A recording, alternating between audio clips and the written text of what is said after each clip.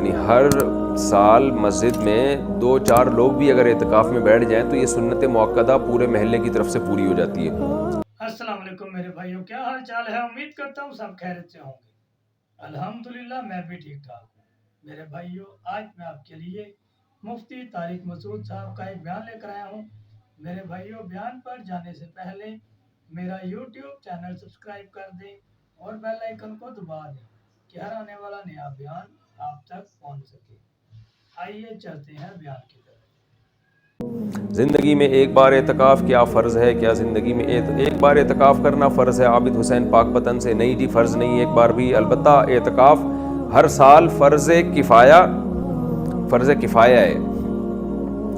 کفایہ کا مطلب یہ کہ ہر شخص پہ تو نہیں ہے، بلکہ چند لوگ بھی فرض کہہ رہا ہوں، سنت موقدہ علی الکفایہ ہے، یعنی ہر سال مسجد میں 2-4 لوگ بھی اگر اعتکاف میں بیٹھ جائیں تو یہ سنت موقدہ پورے محلے کی طرف سے پوری ہو جاتی ہے۔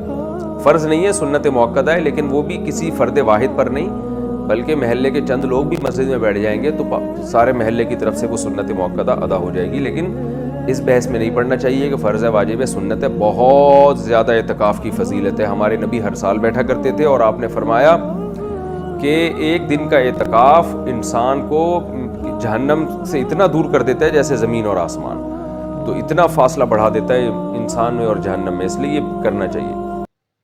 دیکھ لیں میرے بھائیوں کہ لوگ جو کہتے ہیں کہ زندگی میں ایک بار اعتکاف پر بیٹھنا فرض ہے، تو یہ فرض نہیں ہے، یہ سنت موقدہ ہے۔ اگر کوئی چند ایک لوگ بھی مسجد میں اعتکاف کے لیے بیٹھ جائیں گے تو وہ پورے علاقے کے لیے ٹھیک ہے۔ اور ہمارے پیارے نبی حضرت محمد صلی اللہ علیہ وسلم بھی دیکھ لیں، ہر سال آخری 10 دنوں کا اعتکاف کرتے تھے، اور انہوں نے فرمایا کہ جو انسان اعتکاف ایک دن کا اعتکاف کرتا ہے تو اس کو جہنم سے لگ بھگ اتنا دور کر دیتے ہیں جتنا زمین اور آسمان کا فاصلہ ہے۔ تو اس لیے اگر آپ بیٹھ سکتے ہیں تو آپ کو بیٹھنا چاہیے، اور اس کا بہت ثواب ہے۔